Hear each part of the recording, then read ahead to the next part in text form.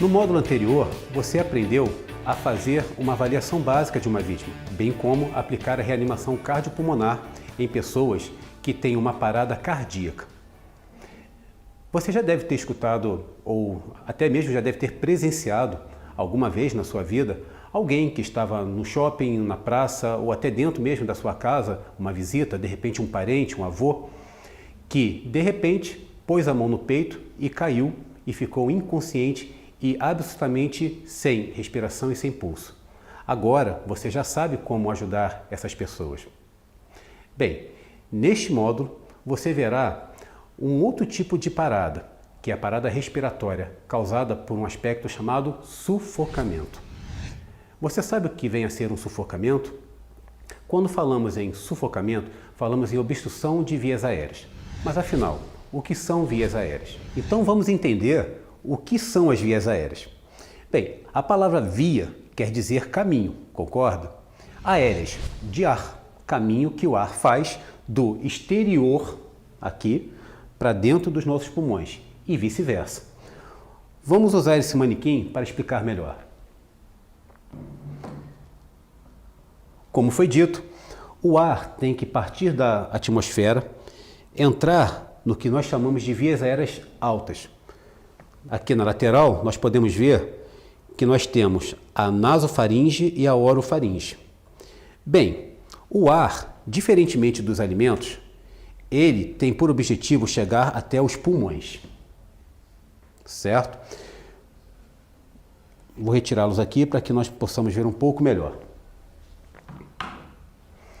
O ar, então, ele passa pela laringe e desce pela traqueia, que é um tubo rígido com anéis. E o objetivo dele é chegar até os brônquios, que são essas estruturas bem aqui. E de lá vai se ramificar em bronquíolos e finalmente vai chegar numa estrutura chamada alvéolos. É justamente nos alvéolos que vai ocorrer aquela disponibilidade do oxigênio que vai para a corrente sanguínea. Você lembra disso? É justamente nesta hora que o sangue pega o oxigênio e leva para cada célula do organismo, principalmente o nosso chefão aqui, o cérebro. Bem, algo que muita gente confunde é achar que uma obstrução é algo que alguém engole e fica empazinado. De jeito nenhum. Quando nós engolimos, nós partimos por um local parecido, a boca. Em vez do alimento descer pela traqueia, ele desce pelo esôfago, que aqui nós podemos ver que é essa estrutura bem aqui, ó, que parece com uma mangueira de jardim. E o objetivo do esôfago é levar o alimento para o estômago e o resto do sistema digestivo. O que ocorre quando uma pessoa sufoca? Ela não sufoca porque um objeto desceu para o esôfago. Ela engasga porque, por alguma razão, seja pela pressa do dia a dia, pelo fato de estar falando e comendo, as pessoas que são desdentadas, uma pessoa que esteja alcoolizada sem os seus reflexos, ou simplesmente uma criança, principalmente na fase oral, que é na primeira infância, que coloca um objeto na boca sem perceber o risco que existe. Se esse objeto, se esse alimento, ele em vez de descer pelo esôfago, descer pela traqueia, é aí que se configura o engasgo, ou sufocação, ou ainda obstrução de via aérea. A obstrução de via aérea vai ocorrer basicamente daqui para baixo. É com relação a isso que nós vamos aprender agora como proceder. Esta região é a região em comum entre o ar que entra e o alimento que é consumido. A partir deste ponto aqui, o alimento desce para o esôfago e o ar desce pela traqueia, através de uma estrutura chamada epiglote. É ela que funciona como portão.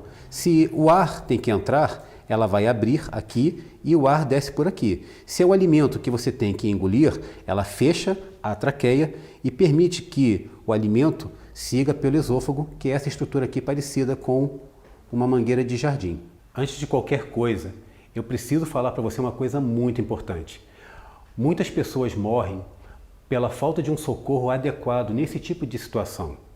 Infelizmente, muitas pessoas não sabem a diferença entre esôfago e traqueia.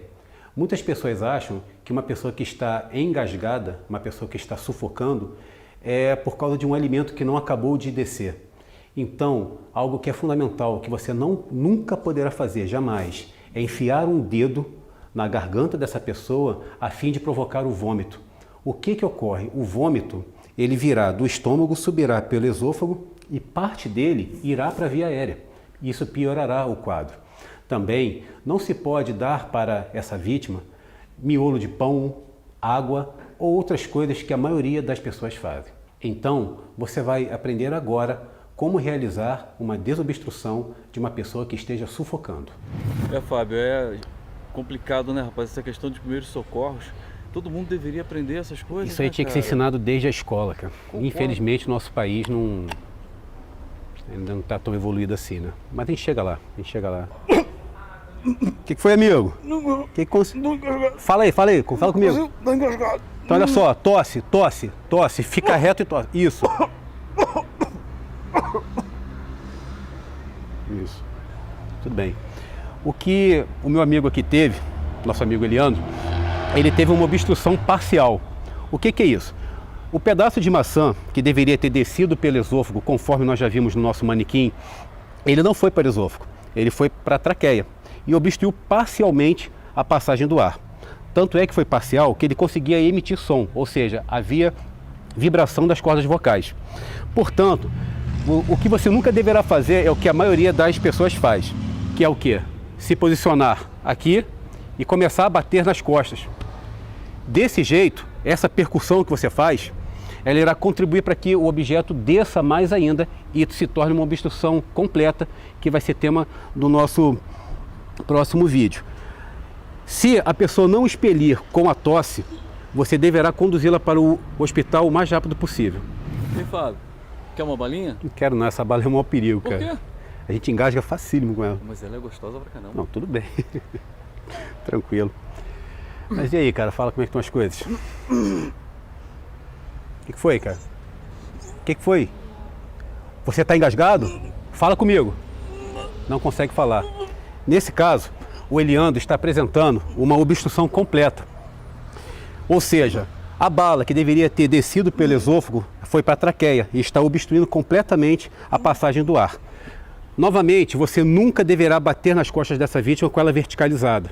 Em vez disso, fique de frente para ela e avise: eu vou te ajudar. Se posicione bem atrás dela, com essa base. Ache a cicatriz umbilical. Põe a sua mão aqui com a palma para cima, feche a mão e gire. Esse é o ponto do diafragma. Como que funciona a nossa mecânica respiratória? Quem vocês acham que puxa o nosso ar para dentro do nosso corpo? Será o nariz? Será a boca? Não. O diafragma, ele é um músculo que ele divide tórax de abdômen. E ele é responsável pela maior parte da respiração.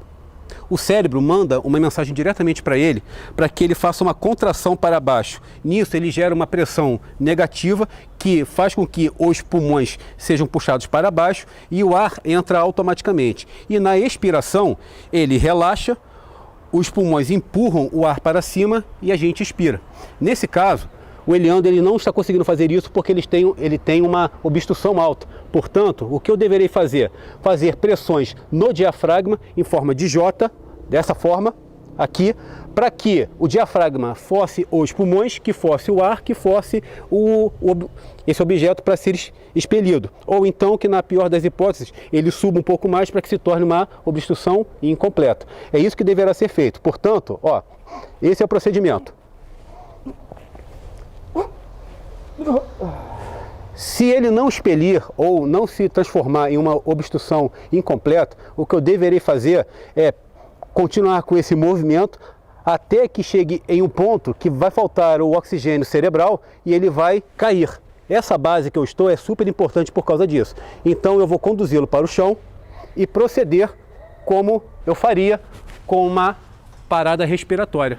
No caso de crianças de 1 a 10 anos, quando você for tratar uma obstrução incompleta, você fará a mesma coisa que você faz em um adulto. Vai estimular que ela tussa e conduzir para o hospital o mais rápido possível. Se a obstrução for completa, você agirá também como você age com um adulto. Porém, você terá que abaixar ao nível da criança, colocará a sua mão na mesma posição, em cima do diafragma, e atentará para a força que você vai fazer. Não é a mesma que você faz para um adulto. Só o suficiente para que o diafragma dela faça a pressão nos pulmões e tente expelir o objeto, ou que o objeto ele passe a ser uma obstrução incompleta.